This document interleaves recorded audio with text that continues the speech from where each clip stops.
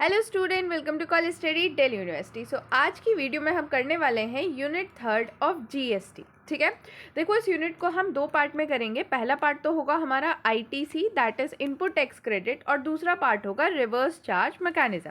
तो आज के पार्ट में हम करने वाले हैं इनपुट टैक्स क्रेडिट। अब समझते हैं कि आईटीसी क्या होता है। देखो आईटीसी ना कोर मैकेनिज्म है जीएसटी सिस्टम का, जो अलाउ करता है बिजनेस को कि वो अपनी जो टैक्स लायबिलिटी है उसको रिड्यूस कर दे। कैसे रिड्यूस करके? क्रेडिट क्लेम करके। अब इसको ना एक एग्जांपल के थ्रू समझते हैं। देखो एक मैन्युफैक्चरर है जो पैकेज्ड जूस को प्रोड्यूस करता है। अब उसने ना फ्रूट्स परचेज किए, पैकेजिंग मटेरियल परचेज किया, टोटल इतने अमाउंट का, कितना? 50,000 का। अब उस पे 12% का जीएसटी भी उसने पे किया होगा उस परचेज पे, तो टोटल अमाउंट उसने 56,000 पे कर दिया। अब उसको प्रोसेस करने के बाद उसने अपने पैकेज जूस को रिटेलर को बेचा, कितने में? 80,000 में। और रिटेलर को बेचते टाइम उसने 12% के हिसाब से जीएसटी कलेक्ट किया, कितना? 9,600। तो टोटल 89,600 का इनवॉइस उसने बनाया। अब देखो, अब ये वाला जो टैक्स है ये उसने कलेक्ट करा है, मतलब ये उसे गवर्नमेंट को पे करना है। तो क्या ये टोटल इतना ही अमाउंट गवर्नमेंट को पे कर देगा? नहीं, क्योंकि वो ऑलरेडी 6,000 का अमाउंट तो पे कर चुका है जब उसने खुद की परचेस की थी। तो गवर्नमेंट को जब वो अमाउंट पे करेगा तो अपना ये जो क्रेडिट है 6,000 का, ये माइनस कर लेगा। और अब जो आउटपुट टैक्स जाएगा वो जाएगा 3,600। बस इतना अमाउंट वो गवर्नमेंट को पे करेगा। तो ये जो अमाउंट था जो उसने अपनी परचेस पे किया था, जो टैक्स पे किया था, that is input tax credit. देखो अब समझते हैं कि आईटीसी क्लेम करने की एलिजिबिलिटी क्या है। तो पूरा एक एलिजिबिलिटी की कंडीशन है जो मैं आपको यहाँ समझाने वाली हूँ। पहला है must be a registered person. अगर आपको आईटीसी का बेनिफिट लेना है तो आप रजिस्टर्ड पर्सन होने चाहिए under the GST regime. Unregistered individuals जो है वो आईटीसी क्लेम नहीं कर सकते। दूसरा, एक्सक्लूजन ऑफ कंपोजिशन स्कीम। भले ही आप रजिस्टर्ड पर्सन हो, लेकिन अगर आप कंपोजिशन स्कीम में रजिस्टर्ड हो, अभी कंपोजिशन स्कीम मैंने आपको सेकेंड यूनिट में पढ़ा दी है, तो अगर आप उसके अंडर रजिस्टर्ड हो तो आपको आईटीसी नहीं मिलेगा। थर्ड इज कोर्स और फर्दरेंस ऑफ बिजनेस। मतलब आपने जो भी गुड्स एंड सर्विसेज लिए हैं जिन पे आप आईटीसी क्लेम करना चाहते हो, तो आपने या तो वो यूज़ किए होने चाहिए अपने बिजनेस में, या आपकी इंटेंशन होनी चाहिए कि हाँ मैं इनको बिजनेस में यूज़ करूँगा, तभी आप उस पर आईटीसी क्लेम कर सकते हो। अगर आपने वो goods and services personal use में लिए हैं तो आप उन पर आईटीसी क्लेम नहीं कर सकते। Then the next condition is for non exempt supply. देखो procured goods and services must be intended for use in non-exempt taxable supply। अब देखो आपने जो भी गुड्स परचेज किए, आपको वो क्या करना है? आगे सप्लाई करनी है, ठीक है, लेकिन वो सप्लाई आपकी टैक्सेबल होनी चाहिए। अगर आप आगे उसे सप्लाई कर रहे हो एज एन एग्जेम्प्ट सप्लाई, ठीक है, तो वहाँ पे आपको आईटीसी क्लेम आप नहीं कर सकते। अब आते हैं condition of claiming an ITC. देखो अगर आपको आईटीसी क्लेम करना है ना, तो आपको 6 कंडीशन मीट करनी होगी, और ये सारी कंडीशन आपको एक साथ मीट करनी होगी। ऐसा नहीं है कि 2 कंडीशन मीट कर दी तो भी आप आईटीसी क्लेम कर सकते हो, नहीं। These are cumulative condition, meaning all of them must be satisfied together to eligible for the tax credit, ठीक है। अब 6 मैंडेटरी कंडीशन में पहली कंडीशन है पोजेशन ऑफ द डॉक्यूमेंट। अगर आपने आईटीसी क्लेम करना है तो आपके पास कोई भी डॉक्यूमेंट होना चाहिए। डॉक्यूमेंट कैसा? जैसे कि टैक्स इनवॉइस हो या फिर डेबिट नोट हो जो एक रजिस्टर्ड सप्लायर ने आपको इशू करा होना चाहिए, ठीक है, या फिर कोई और प्रिस्क्राइब टैक्स पेइंग डॉक्यूमेंट हो। उसके बाद receipt of goods and services, मतलब आईटीसी क्लेम करने के लिए आपने एक्चुअली गुड्स एंड सर्विस को रिसीव किया होना चाहिए। अब यहाँ पे ना एक बड़ी इंपॉर्टेंट चीज़ आती है। मैंने आपको bill to ship to model पढ़ाया था, जिसके अंदर क्या होता था कि बिल किसी पे जाता था और गुड्स किसी पे जाते थे। तो इस केस में भले ही गुड्स थर्ड पार्टी को डिलीवर हुए हैं, बट ऐसा मान लिया जाता है कि ये रजिस्टर्ड पर्सन को ही डिलीवर हुए हैं। तो भले ही आपके पास गुड्स नहीं आए एक्चुअल में, बट थर्ड पार्टी को आपने डिलीवर करा रही है, तो भी हम ऐसा मान लेते हैं, मतलब लॉ ऐसा मान लेता है कि आपको जो है गुड्स मिल गए और आप उस पर आईटीसी ले सकते हो। देन रिसिप्ट इन लॉट, मतलब अगर मान लो आप मल्टीपल लॉट में या इंस्टॉलमेंट में गुड्स रिसीव कर रहे हो और उसका सिंगल इनवॉइस ही है, तो आप आईटीसी कब क्लेम करोगे? जब आपका लास्ट इंस्टॉलमेंट या लास्ट लॉट आ जाएगा, उसके बाद ही आप आईटीसी क्लेम कर सकते हो। मान लो 5 लॉट में आपने 5 बार में थोड़ा थोड़ा करके सामान रिसीव करा है, तो आप जो है आईटीसी तब क्लेम करोगे जब आपका 5वां इंस्टॉलमेंट या 5वां जो लॉट है वो आ जाएगा, तभी आप उस पर क्लेम कर सकते हो। लेकिन ध्यान रखना ये तभी कंडीशन है जब सिंगल इनवॉइस बन रहा है, इन 5 का एक ही इनवॉइस बन रहा है। Then the third is furnishing and communication of detail. अब ऐसा नहीं है कि आपके पास डेबिट नोट है, आप रजिस्टर्ड पर्सन हो तो आप जाके एकदम से आईटीसी क्लेम कर लो, नहीं कर सकते। जो आपका सप्लायर है, मतलब जिससे आपने गुड्स लिए हैं, उसको रिटर्न फाइल करना होगा पहले, और रिटर्न किस में फाइल करेगा? GSTR 1 में। और जैसे ही वो रिटर्न फाइल करेगा GSTR 1 में, आपका जो GSTR 2B है उसके अंदर वो सारी चीज़ें रिफ्लेक्ट हो जाएंगी, ठीक है। तब उसके बाद ही आप क्या कर सकते हो कि आप अपना आईटीसी क्लेम कर सकते हो। अनरिस्ट्रिक्टेड क्रेडिट, आईटीसी क्लेम करने के लिए आपका जो क्रेडिट है वो रिस्ट्रिक्ट नहीं होना चाहिए। अब रिस्ट्रिक्ट क्रेडिट क्या होता है वो आपके सिलेबस के बाहर है, वो आपको पढ़ने की जरूरत नहीं है, बस इतना याद रखो कि क्रेडिट रिस्ट्रिक्ट नहीं होना चाहिए। Then fifth, tax paid to the government. देखो सप्लायर ने ना, सिर्फ ऐसा नहीं है कि GSTR 1 में उसने अपना कम्युनिकेशन कर दिया, आपके GSTR 2B में रिफ्लेक्ट हो गया और आप आईटीसी क्लेम कर लो, नहीं। एक्चुअल में जो भी उसने टैक्स कलेक्ट करा है आपसे, वो डिपॉजिट किया होना चाहिए गवर्नमेंट को, तभी आप जो है अपना आईटीसी ले सकते हो। या तो कैश में डिपॉजिट करे या फिर एलिजिबल आईटीसी यूटिलाइज करके डिपॉजिट करे। बट अगर उसने ऐसा नहीं करा है तो उस केस में आप अपना आईटीसी क्लेम नहीं कर सकते हो, ठीक है। Then furnishing a return, the recipient claiming ITC must have filed a GST return under the section 39। तो जो भी रिसिपेंट है जो क्लेम कर रहा है ITC, मतलब आप अगर ITC क्लेम कर रहे हो तो आपको GST रिटर्न फाइल करना होगा under the section 39, that is GSTR 3B, ठीक है। ये आपकी 6 कंडीशन है जो आपको फुलफिल करनी है। अब यहाँ पे ना एक बहुत ही इंपॉर्टेंट नोट है जो आपको देखना है। देखो, while you are provisionally record the credit in your book, as soon as you have invoice and received the goods, you cannot valid claim your return until the supplier has actually filed the return and deposit the collected tax to the government। मतलब जिससे भी आपने goods लिए हैं उसने actually return file किया होना चाहिए और अपना जो भी टैक्स उसने कलेक्ट किया था वो गवर्नमेंट को डिपॉजिट किया होना चाहिए, तभी आप आईटीसी क्लेम कर सकते हो। बट अगर आपने इससे पहले ही, मतलब सप्लायर ने मान लो टैक्स कलेक्ट करके गवर्नमेंट को डिपॉजिट नहीं किया और आपने अपना आईटीसी क्लेम कर लिया, तो उस केस में आपको अपना आईटीसी रिवर्स भी करना पड़ सकता है। तो अब यहाँ पे एक बहुत ही इंपॉर्टेंट पॉइंट है, ये आपको बहुत अच्छे से याद रखना है, डेप्रिसिएशन ऑन कैपिटल गुड्स। देखो, जो जीएसटी लॉ है वो ये कहता है कि आपको ना डुअल बेनिफिट नहीं मिल सकता under the different to law, आप एक ही बेनिफिट ले सकते हो। अब ये डुअल बेनिफिट क्या है? देखो, अगर आप डेप्रिसिएशन जो है वो अपने टैक्स कंपोनेंट पे भी क्लेम कर रहे हो तो उस केस में आप ना आईटीसी क्लेम नहीं कर सकते, लेकिन अगर आप अपने टैक्स कंपोनेंट पे डेप्रिसिएशन क्लेम नहीं कर रहे हो तभी आप आईटीसी ले सकते हो। मैम समझ नहीं आया? अब देखो मैं समझाती हूँ एग्जांपल की हेल्प से। सपोज आपने एक मशीनरी परचेस की जिसकी बेस वैल्यू थी 1 लाख, ठीक है, और आपने 18,000 का उस पर जीएसटी पे करा, तो टोटल वैल्यू कितनी हो गई? 1,18,000।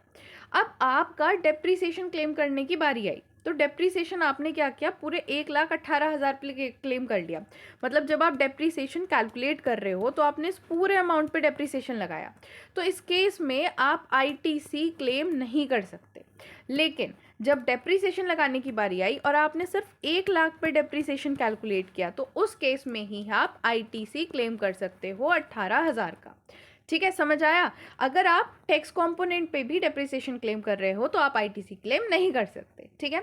इसके अलावा एक इंपॉर्टेंट चीज़ है, that is time limit of claiming in ITC. अब मैं आपको बता रही हूँ कि आईटीसी क्लेम कर सकते हो, आईटीसी क्लेम कर सकते हो। अब ये तो पता चले ना कब तक क्लेम कर सकते हो। तो देखो, इस साल मान लो आपका टैक्स इनवॉइस आपको इस साल मिल गया है, तो अगले साल की 30 नवंबर तक आप आईटीसी क्लेम कर सकते हो, या फिर जिस दिन आपने एनुअल रिटर्न फर्निश कर दिया है, date of furnishing and annual return, इन दोनों डेट में से जो भी अर्लियर होगी, पहले होगी, तब तक आप आईटीसी क्लेम कर सकते हो। समझ आया? मतलब मान लो इस साल आपको इनवॉइस मिल गया है और ये कौन सा ईयर चल रहा है? 2026, तो 2027 के 30 नवंबर तक या फिर जिस दिन आपने एनुअल रिटर्न फाइल किया, इन दोनों में से जो भी पहले कंडीशन हुई तब तक आप जो है अपना आईटीसी अवेल करा सकते हो। तो अब चलते हैं हमारे नेक्स्ट टॉपिक पे, that is apportionment and the block credit. तो सबसे पहले हम पढ़ेंगे apportionment of input tax credit. अभी अपॉर्चमेंट क्या होता है? देखो, section 17 of the GST act जो है वो ये अपॉर्चमेंट को डील करता है। अपॉर्चमेंट क्या कहता है कि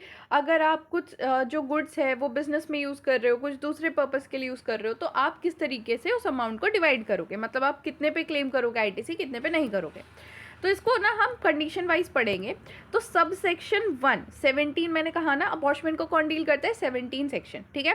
तो सेक्शन 17 का सब सेक्शन 1 क्या कहता है कि अगर आपने गुड्स एंड सर्विसेज को पार्शली अपने बिजनेस पर्पस के लिए यूज़ करा है और पार्शली दूसरे पर्पस के लिए यूज़ करा है, लाइक पर्सनल यूज़ के लिए, तो सिर्फ आप उतने पोर्शन पे ही आईटीसी क्लेम कर सकते हो जितना पोर्शन आपने बिजनेस में यूज़ करा है। मान लो आपने 18,000 का जीएसटी पे करा किसी सप्लाई पे, और उसमें से 60% आपके बिजनेस की थी और 40% पर्सनल यूज़ की थी, तो आप इस 18,000 का जो 60% है उतना ही amount as an ITC claim कर सकते हो। मतलब 10,800 ही आप क्लेम कर सकते हो एज एन आईटीसी।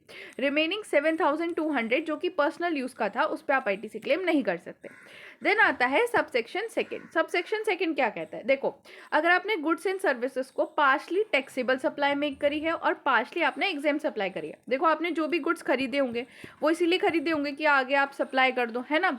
तो वो गुड्स एंड सर्विसेज आपने आधे तो टैक्सेबल सप्लाई करी है और आधे एग्जाम सप्लाई करे, तो उस केस में सिर्फ आप टैक्सेबल सप्लाई पे ही आईटीसी क्लेम कर सकते हो। एंड यहाँ पे एक बहुत ही इंपॉर्टेंट चीज़ है कि जीरो रेटेड सप्लाई जो होती है ना, वो टैक्सेबल सप्लाई में ही मानी जाती है। अब जीरो रेटेड सप्लाई क्या होती है? मान लो आपने स्पेशल इकोनॉमिक जोन में सप्लाई करी है या फिर एक्सपोर्ट करा है, तो वो जीरो रेटेड सप्लाई मानी जाती है और जीरो रेटेड सप्लाई पे आपको आईटीसी मिलता है। ठीक है, अब ये आईटीसी कैसे कैलकुलेट होता है इस केस में? देखो, जो भी आपकी टैक्सेबल सप्लाई है उसे आप टोटल सप्लाई से डिवाइड करके मल्टीप्लाई कर दोगे टोटल आईटीसी से। अब यहाँ पे मैंने एग्जांपल भी लिया है कि manufacturing company incur a GST of 1,20,000 on a common input such as electricity rent and consulting service, and during a month taxable supply की है इतनी, एग्जाम सप्लाई करी है इतनी। अब इसकी कैलकुलेशन में हम क्या करेंगे कि हम अपनी टोटल टैक्सेबल सप्लाई देखेंगे, टोटल सप्लाई देखेंगे, टैक्सेबल नहीं, टोटल सप्लाई। टोटल सप्लाई कितनी है हमारी? 10 लाख। तो अब कैलकुलेशन में हम जो टैक्सेबल टर्नओवर है कितना, 8 लाख का, उसको डिवाइड कर देंगे अपने टोटल सप्लाई से, ठीक है, और मल्टीप्लाई कर देंगे जो हमारा टोटल आईटीसी था, कुछ इस तरीके से, और हमारी कैलकुलेशन के बाद अमाउंट आ जाएगा 96,000।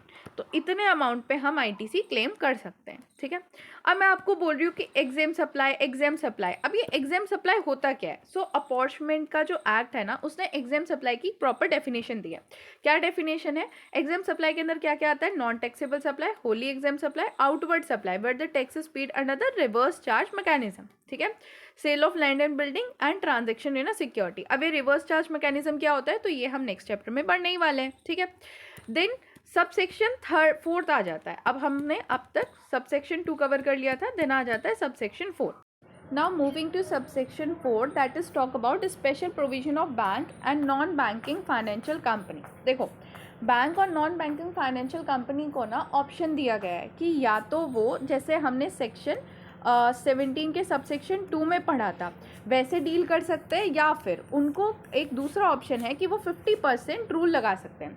अभी 50% रूल क्या है कि जो टोटल अमाउंट है ना, अब उस पर वो डिसाइड करने की जगह कि कितने पे हमने जो है टैक्सेबल सप्लाई करी है, कितने पे एग्जाम सप्लाई करी है, वो टोटल अमाउंट का जो 50% है उस पर आईटीसी क्लेम कर सकते हैं और बाकी के 50% जो है वो सिंपली लैप्स कर जाएगा। फॉर एन एग्जाम्पल कि टोटल आईटीसी जो था मंथ का वो 2 लाख था। अब इस पे उन्हें 50% रूल अगर उन्होंने अप्लाई करा है तो इसके 1 लाख का अमाउंट एज एन आईटीसी उन्हें अलाउड है और बाकी का 1 लाख जो है वो लैप्स कर जाएगा और वो उस पर क्लेम नहीं कर सकते।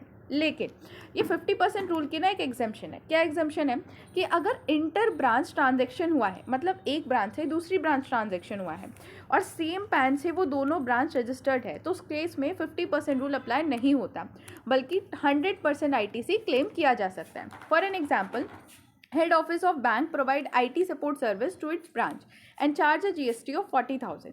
अब भले ही ये 2 ब्रांच हैं, लेकिन ये दोनों ब्रांच हैं और ये पैन सेम से रजिस्टर्ड हो रखी है, तो इस केस में भले ही बैंक ने 50% मेथड को अप्लाई कर रखा है, बट ये 40,000 का पूरा आईटीसी वो क्लेम कर सकते हैं। Now moving to next section, that is section 17 subsection 5 about which talk about the block credit। देखो, ये बहुत ही इंपॉर्टेंट है और इससे रिपीटेटिवली क्वेश्चन आए हैं। अब ब्लॉक क्रेडिट क्या है? कई सारी सर्विस दे रखी होंगी और उसमें बता रखा होगा कि यहाँ पे तुम्हारा आईटीसी ब्लॉक्ड है, यहाँ पे तुम आईटीसी ले सकते हो। तो सबसे पहला केस है मोटर व्हीकल का। देखो, मोटर व्हीकल के केस में ना, अगर एक मोटर व्हीकल है जिसकी sitting capacity not more than 13%, मतलब ड्राइवर को इंक्लूड करके भी अगर उसकी सिटिंग कैपेसिटी 13 लोगों से ज़्यादा नहीं है, तो उस केस में उस मोटर व्हीकल का जो आईटीसी है वो ब्लॉक्ड है। लेकिन इसकी कुछ एग्जेम्पशन है। क्या एग्जेम्पशन है कि अगर वो मोटर व्हीकल कि आप सप्लाई कर रहे हो, मतलब आप कार डीलर हो जो आगे ऐसे व्हीकल्स को सेल करते हैं, तो उस केस में आपको आईटीसी मिल जाएगा। उसके अलावा अगर ट्रांसपोर्टेशन ऑफ पैसेंजर के लिए मोटर व्हीकल का यूज़ हो रहा है, मतलब अगर आप टैक्सी सर्विस रन कर रहे हो, तो उस केस में भी आपको आईटीसी मिल जाएगा। इसके अलावा अगर वो मोटर व्हीकल ट्रेनिंग प्रोवाइड करने के लिए यूज़ हो रहा है, लाइक अ ड्राइविंग स्कूल, तो उस केस में भी आपको आईटीसी अवेल हो जाएगा। बट एक चीज़ का ध्यान रखना, अगर मोटर व्हीकल की कैपेसिटी 13 लोगों से ज़्यादा है, तो उस केस में तो इन सारी चीज़ों की ज़रूरत है ही नहीं, आईटीसी अवेल डायरेक्टली हो जाएगा। Next is vessels on aircraft. देखो, वेसल्स और एयरक्राफ्ट के केसेस में सिटिंग कैपेसिटी का कोई रोल नहीं है, डायरेक्टली उनका आईटीसी ब्लॉक्ड है। लेकिन उनकी भी एग्जेम्पशन है, जैसी ऊपर वाली एग्जेम्पशन थी ना, सेम ही एग्जेम्पशन लगेंगी। अगर फर्दर सप्लाई में यूज़ हो रहा है, अगर ट्रांसपोर्टेशन ऑफ पैसेंजर के लिए हो रहा है, या फिर ट्रेनिंग प्रोवाइड करने के लिए हो रहा है, या फिर गुड्स को ट्रांसपोर्ट करने के लिए यूज़ किया जा रहा है, तो इन सारे केस में आईटीसी अलाउ हो जाता है। अब जो नेक्स्ट पॉइंट है that is related to general insurance, service, repair and maintenance. देखो, अगर ऊपर वाले केस में आपके व्हीकल्स को आईटीसी मिल रहा है, तो इस केसेस में भी, लाइक जनरल इंश्योरेंस के केस में भी, उस व्हीकल की सर्विसिंग, रिपेयर और मेंटेनेंस पे भी आपको आईटीसी मिल जाएगा।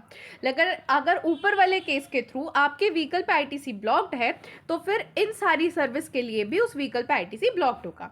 If ITC blocked for specific motor vehicle, vessels and aircraft, then ITC for general insurance, service, repair and maintenance related to that specific asset is also blocked। लेकिन कुछ exception है इस पॉइंट की भी। क्या क्या एक्सेप्शन है? अगर आप मैन्युफैक्चरर हैं तो उस केस में भी आपको आईटीसी मिल जाएगा। अगर आप इंश्योरेंस प्रोवाइडर हैं तो जनरल इंश्योरेंस सर्विस का आईटीसी आपको मिल जाएगा। Now moving to the next point, that is service related to food, health, beauty, renting, leasing for transport, insurance membership and vacation benefit. देखो, इन सारे केसेस में आईटीसी ब्लॉक्ड है। कौन कौन से केसेस में? Food and beverages, outdoor catering, beauty treatment, health service and cosmetic and plastic surgery, leasing, renting, hire of motor vehicle, vessels, aircraft, except when underlying vehicle itself is eligible for the ITC. तो इन सारे cases में जो renting वगैरह है transport की, वो आपकी उसमें आईटीसी ब्लॉक्ड है। इसके अलावा life insurance and health insurance के केस में भी आईटीसी ब्लॉक्ड है। And membership of club, health and fitness centre के केस में भी आपका आईटीसी ब्लॉक्ड है, आपको आईटीसी नहीं मिलेगा। इसके अलावा अगर ट्रैवल बेनिफिट मिल रहा है किसी भी एम्प्लॉय को, जैसे वैकेशन पे, लीव या होम ट्रैवल कंसेशन वगैरह मिल रहा है, तो उस केस में भी आईटीसी ब्लॉक्ड है। लेकिन इसके भी कुछ एक्सेप्शन है। एक्सेप्शंस क्या है? सबसे पहले है सेम लाइन ऑफ बिजनेस और कंपोजिट सप्लाई, मतलब आईटीसी अवेलेबल होगा अगर registered person uses the specific good और service for making a outdoor taxable supply of the same category. अब मैम ये तो समझ नहीं आया। देखो, इससे एग्जांपल से समझो। अगर कोई इवेंट मैनेजमेंट कंपनी है, वो मेन कैटर है, उसने क्या किया, सब कॉन्ट्रैक्ट दिया फूड प्रिपरेशन का एक दूसरे आउटडोर कैटरिंग को।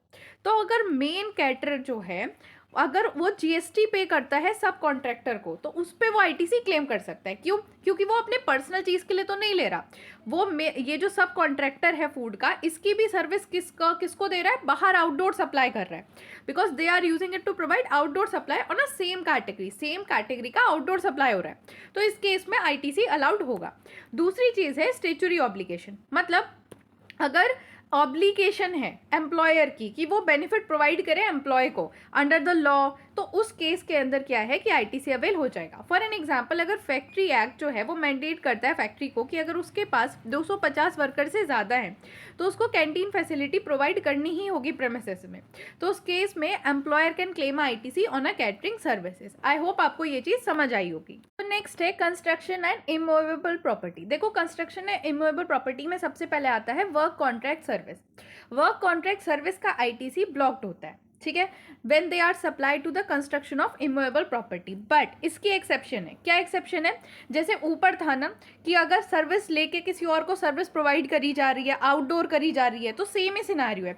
तो only scenario where you can claim the ITC on this service if you are a same line of business, if the work contractor avail the work contract service from sub contractor. मतलब जो work contractor है वो work contract service ले रहा है सब contractor से, ताकि वो दूसरे को आगे वर्क कॉन्ट्रैक्ट की सर्विस प्रोवाइड कर सके, तो इस केस में आईटीसी अवेल हो सकता है।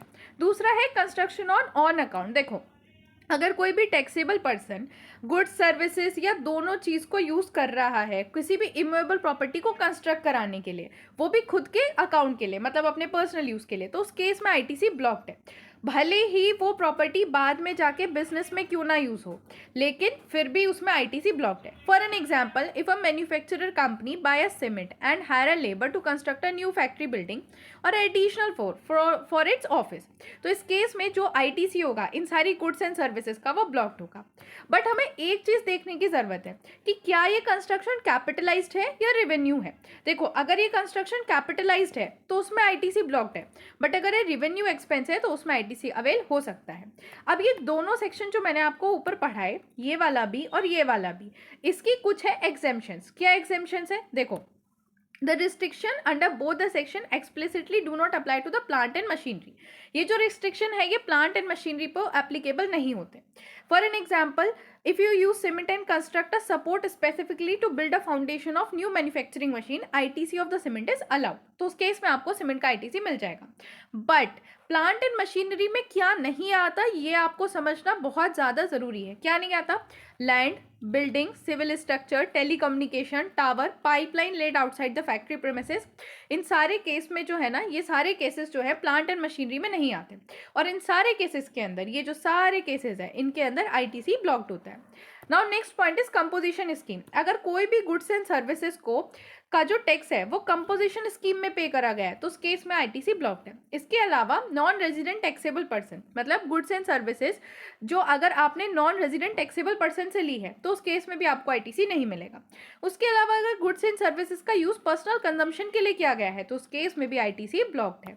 उसके अलावा अगर कोई भी गुड्स आपने पहले परचेस कर लिए थे और उस पर आपने आईटीसी क्लेम कर लिया है, बट बाद में क्या हुआ कि वो गुड्स खो गए, चोरी हो गए, डिस्ट्रॉय हो गए, राइट ऑफ कर दिए, डिस्पोज कर दिए बाय वे ऑफ गिफ्ट और फ्री सैंपल, तो उस केस में भी आपको आईटीसी रिवर्स करना पड़ेगा और आपका आईटीसी ब्लॉक्ड होता है. 10th is corporate social responsibility. देखो, अगर किसी भी गुड्स एंड सर्विसेज को यूज़ किया गया है कॉर्पोरेट सोशल रिस्पॉन्सिबिलिटी को फुलफिल करने के लिए तो उस केस में भी आपको आईटीसी नहीं मिल सकता. इसके अलावा tax paid on demand and fraud, मतलब मान लो पहले आपने ना टैक्स पे नहीं किया, आपने टैक्स की चोरी कर दी, बाद में क्या हुआ कि इनकम टैक्स डिपार्टमेंट आया, इनकम टैक्स डिपार्टमेंट आ गया या फिर जीएसटी वाला डिपार्टमेंट आ गया. अभी तो हम जीएसटी पढ़े ना, जीएसटी की बात करते हैं.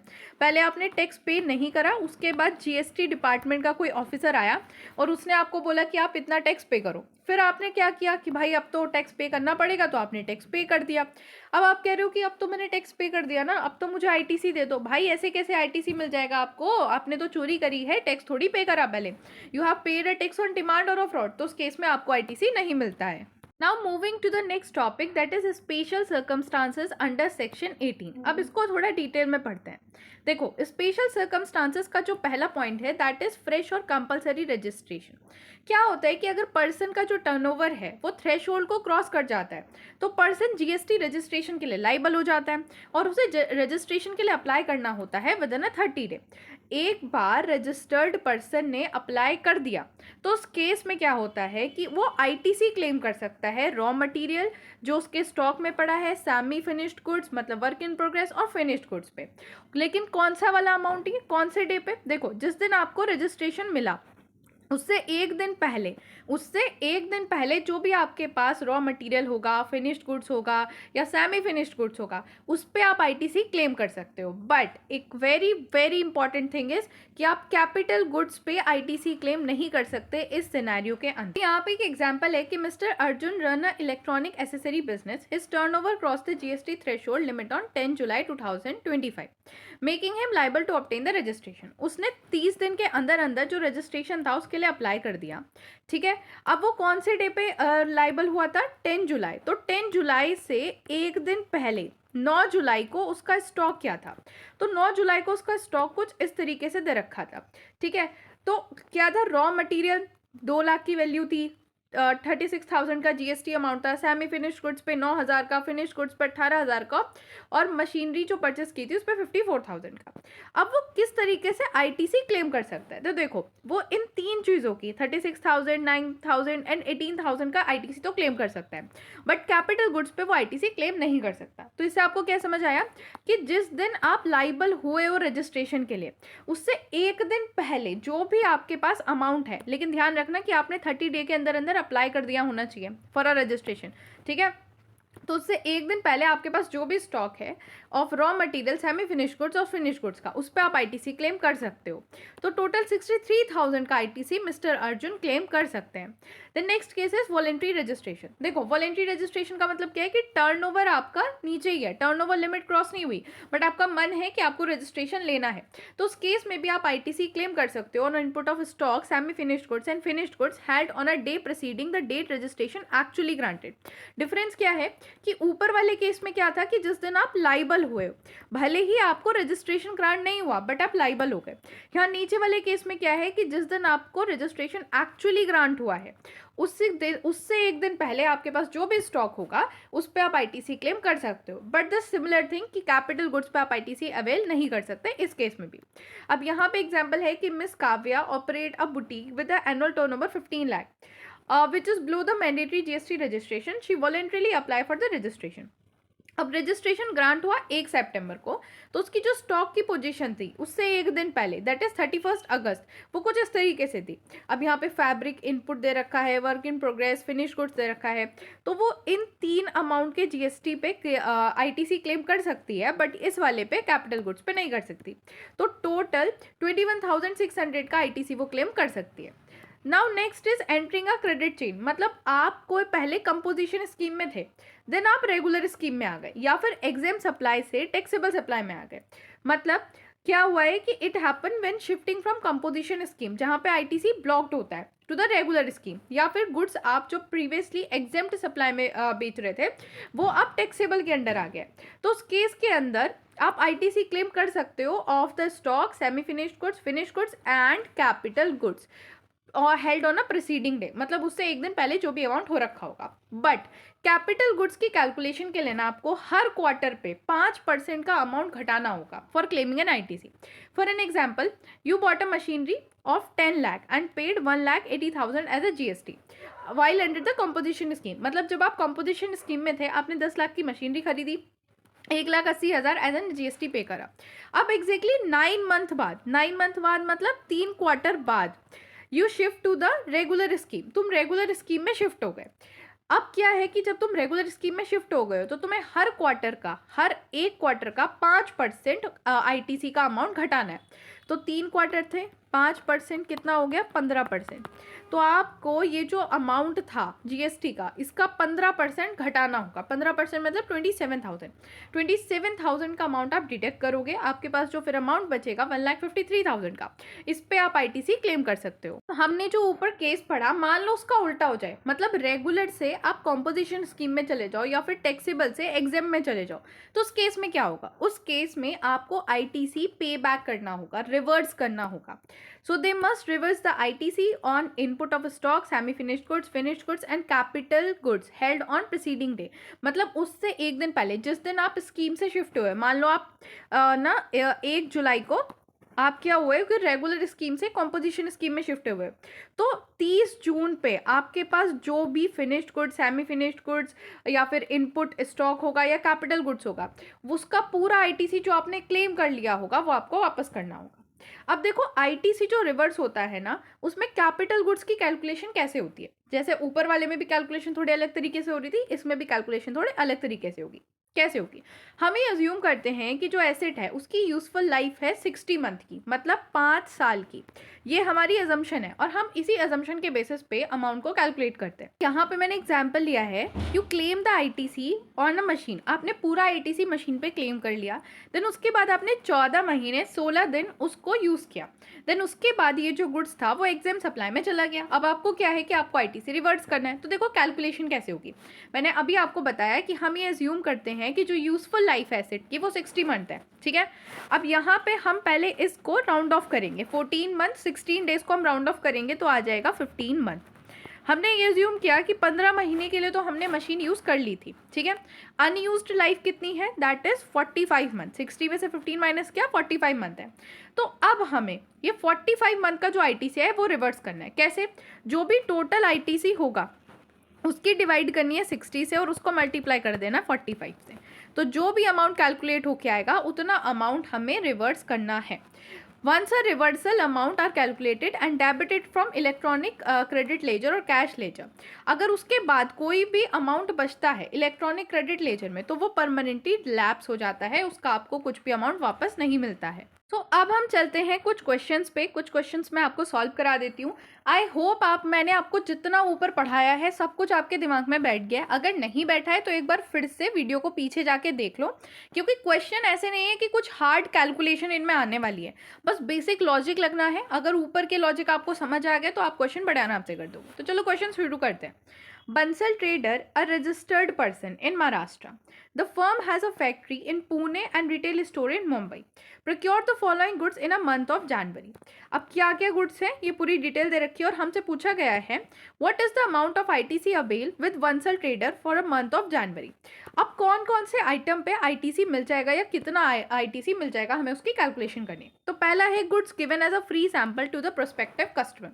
अब ना थोड़ा ध्यान लगाओ कि क्या इस केस में आईटीसी ब्लॉक था या नहीं था। मैंने आपको क्या बताया था, अगर गिफ्ट या फ्री सैंपल की तरह कोई भी गुड्स दिए जा रहे हैं तो उस केस में आईटीसी ब्लॉक्ड है, मतलब इस अमाउंट का हमें आईटीसी नहीं मिलेगा।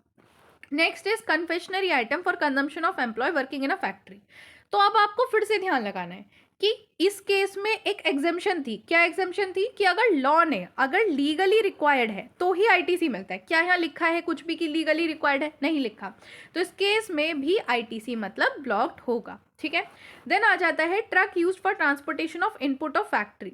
तो क्या इस केस में आईटीसी अवेल था? हाँ, आईटीसी अवेल था। अगर हम किसी भी ट्रक का यूज कर रहे हैं फॉर ट्रांसपोर्टेशन ऑफ इनपुट तो उस केस में हमें आईटीसी मिलता है, मतलब इस अमाउंट का आईटीसी हमें मिलेगा। Then input used in trial run, तो रॉ मटेरियल यूज हो रहा है, इसमें भी हमें आईटीसी मिल जाएगा। Then cement used for making a foundation structure support plant of the machinery.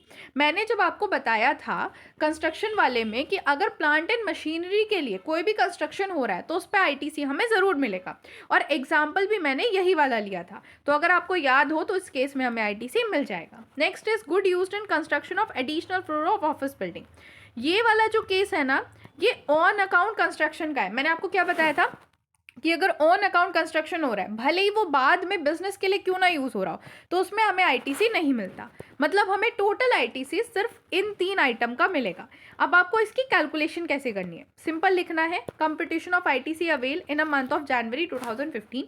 आपकी जो प्रेजेंटेशन है वो बहुत मैटर करती है। उसके बाद आपको पर्टिकुलर्स का कॉलम बनाना है, ऊपर की सारी चीज़ें लिख देनी है, यहाँ अमाउंट का कॉलम बनाना है, और जहाँ जहाँ पे आईटीसी मिलेगा उतना अमाउंट लिख देना है। ठीक है, इन 3 का, और जहां आईटीसी नहीं मिलेगा वहां पे आपको नील छोड़ देना है। बट रिमेंबर कि आपको रीज़न भी देख के आना है कि आपने आईटीसी क्यों नहीं लिया है। और रीज़न कहाँ से पता चलेगा, वो जो ब्लॉक क्रेडिट का मैंने आपको पूरा पढ़ाया है ऊपर, बस वही रीज़न आपको लिख के आने हैं नोट्स टू अकाउंट में। रीज़न नहीं लिख के आओगे तो दिक्कत हो जाएगी। आप क्यों ऐड कर रहे हो, क्यों नहीं ऐड कर रहे हो, आपको उस सब का रीज़न लिखना है, नोट्स टू अकाउंट में लिख कर आना है। ठीक है, अब आ जाते हैं हम अपने नेक्स्ट क्वेश्चन पे। State with the brief explanation whether ITC is blocked as per section 17 subsection 5C in each of the following cases। अब हमें बताना है क्या इन केसेस में ITC ब्लॉक्ड होगा या नहीं होगा, और रीजन भी देना है। पहला है ITC on work contract service avail by manufacturing company for construction of the factory. अब देखो ये जो कंस्ट्रक्शन हुआ है ये कौन सा कंस्ट्रक्शन है, इज इट रेवेन्यू कंस्ट्रक्शन और कैपिटलाइज्ड कंस्ट्रक्शन। अगर आप ध्यान से देखो तो ये कैपिटलाइज्ड कंस्ट्रक्शन है, और मैंने आपको क्या बताया था कि कैपिटलाइज्ड कंस्ट्रक्शन में ITC ब्लॉक्ड होता है, तो इस केस में आईटीसी हमारा ब्लॉक्ड होगा। नेक्स्ट इज होल वाला is a work contractor of Delhi, he has been awarded a contract of commercial complex in Dehradun. इसको ना कॉन्ट्रैक्टर मिला है, एक कॉन्ट्रैक्ट मिला है कमर्शियल कॉम्प्लेक्स बनाने का देहरादून में। अब इसने क्या किया, उत्तराखंड कंस्ट्रक्शन कंपनी है वहाँ से लोकल वर्कर उठाए हैं, तो क्या इस केस में इसको आईटीसी मिलेगा। देखो मैंने आपको क्या बताया था, वर्क कॉन्ट्रैक्ट की एक एग्जेम्पशन बताई थी। एग्जेम्पशन क्या थी कि अगर सब कॉन्ट्रैक्टर जो है वो सब कॉन्ट्रैक्टर की सर्विस ले रहा है for providing a service to other person, जैसे ये कॉन्ट्रैक्टर दिल्ली का है, उत्तराखंड कॉन्ट्रैक्ट कंस्ट्रक्शन की सर्विसेज ले रहा है, मतलब ये कॉन्ट्रैक्टर सब कॉन्ट्रैक्टर की सर्विस ले रहा है to providing a service to the Dehradun person. ठीक है, तो इस केस के अंदर आईटीसी अवेल होगा। क्योंकि मैंने आपको पढ़ाया था कि एग्जाम्शन के अंदर अगर कॉन्ट्रैक्टर सब कॉन्ट्रैक्टर की सर्विस ले रहा है to avail a business to the other person, तो उस केस में आईटीसी अलाउड होता है। तो यहाँ पे ब्लॉक नहीं होगा, यहाँ पे अलाउड होगा। देन आता है as a part of major construction Kamal enterprise has availed a service of a work contractor in respect of his office and factory building, the company has capitalise such expenditure. अब देखो directly यहाँ पे लिख दिया है कि ये ना उसने एक ऑफिस और फैक्ट्री बिल्डिंग में कुछ काम कराया और इस एक्सपेंडिचर को कैपिटलाइज कर दिया। तो मैंने आपको क्या बताया था, अगर कैपिटलाइज कराया जाता है तो आईटीसी होता है ब्लॉक्ड, तो इस केस में भी आईटीसी ब्लॉक्ड होगा। बट आपको प्रॉपर रीजन कुछ इस तरीके से लिख कर आने हैं कि क्यों ब्लॉक्ड है क्यों नहीं है, सारी चीजें एक्सप्लेन करके आनी है। अब चलते हैं एक और क्वेश्चन पे, क्वेश्चन नंबर 3। व्रत enterprise is an registered in Delhi under the normal scheme. अब देखो ये बहुत इंपॉर्टेंट चीज है, यहाँ डायरेक्टली लिख दिया नॉर्मल स्कीम। अगर यहाँ पे लिखा होता ना कंपोजिशन स्कीम, तो उस केस में आपको सिंपल पता था कि कंपोजिशन केस में आईटीसी ब्लॉक्ड होता है सारी चीजों का, ठीक है। तो कभी कभी ना गूगली क्वेश्चन भी आ जाता है, वो डायरेक्टली लिख देते हैं कंपोजिशन स्कीम, आप पूरा क्वेश्चन सॉल्व करते रह जाते हो, देखते ही नहीं हो कि कंपोजिशन स्कीम है, ठीक है, क्योंकि दिल्ली यूनिवर्सिटी कुछ भी करता है। So it provide the following data regarding a GST paid for its inward supply of goods and services for month of February. अब इस डेटा के बेसिस पे हमें कैलकुलेट करना है कि आईटीसी कितना मिलेगा इस एंटरप्राइज को। तो देखो पहला है स्टेशनरी परचेज। स्टेशनरी परचेज है, मैंने ऐसा कुछ आपको पढ़ाया कि स्टेशनरी परचेज करी जाएगी तो उस पर आईटीसी ब्लॉक्ड होगा नहीं, तो मतलब यहाँ पे आईटीसी मिल जाएगा। Then equipment use for testing quality, business के काम में यूज हो रहा है ना, course and furtherance of business में यूज हो रहा है, तो इस केस में भी आईटीसी मिल जाएगा। Then a goods purchase and distributed as free sample, ये तो मैंने आपको पढ़ाया था कि अगर फ्री सैंपल की तरह गुड्स को डिस्ट्रीब्यूट किया जाएगा तो उस केस में आईटीसी नहीं मिलेगा, गिफ्ट एंड फ्री सैंपल के केस में आईटीसी नहीं मिलता। Then material use for repair and office building, अब देखो मटेरियल यूज हुआ है रिपेयर करने के लिए ऑफिस बिल्डिंग। अब हमें क्या देखना है कि ये जो रिपेयरमेंट है ये रेवेन्यू एक्सपेंडिचर है या कैपिटल एक्सपेंडिचर है। अब यहाँ आगे लिखा है कि इसको पीएनएल अकाउंट में डेबिट करा है, तो पीएनएल अकाउंट में डेबिट करा है तो रेवेन्यू एक्सपेंडिचर होगी। अगर बैलेंस शीट में कुछ लिखा जाता तो कैपिटल एक्सपेंडिचर होती, और रेवेन्यू एक्सपेंडिचर के केस में आईटीसी अवेल होता है, तो इस केस में भी हमें आईटीसी मिल जाएगा। Next is good destroy in a fire. मैंने क्या बताया था कि अगर आपकी कोई भी गुड्स चोरी हो जाए, डिस्ट्रॉय हो जाए या फिर आप खुद ही राइट ऑफ कर दो तो उस केस में आईटीसी ब्लॉक्ड होता है। अगर आपने आईटीसी ले भी लिया है तो आपको रिटर्न करना होगा, तो इस केस में आईटीसी ब्लॉक्ड है। Next is packaging jar purchase. Packaging jar purchase करा है मतलब आगे सामान बेचने के लिए करा होगा, तो इस केस में भी आईटीसी आपको मिल जाएगा। Then cement use in construction of additional floor of office building, यहाँ पे आईटीसी ब्लॉक्ड होगा। क्यों? क्योंकि it's an own account construction, ये ओन अकाउंट कंस्ट्रक्शन है और यहाँ पे आईटीसी आपका ब्लॉक्ड होगा। कुछ इस तरीके से आपको इसकी कैलकुलेशन करके आनी है और आपके पास जो टोटल आईटीसी आ जाएगा दैट इज 67,370। तो इसी के साथ आपका यूनिट 3 का जो पहला पार्ट है आईटीसी इनपुट टैक्स क्रेडिट वो होता है complete. So thanks for watching, video को लाइक करो, चैनल को सब्सक्राइब भी करो, वीडियो को हाइप भी करो। एंड गाइज अगर आपको ये नोट्स चाहिए जिनसे मैं आपको पढ़ा रही थी तो ये नोट्स आप बाय कर सकते हो at a very minimum cost. कहाँ से? गूगल फॉर्म से, और गूगल फॉर्म का लिंक आपको डिस्क्रिप्शन बॉक्स में मिल जाएगा। So thank you.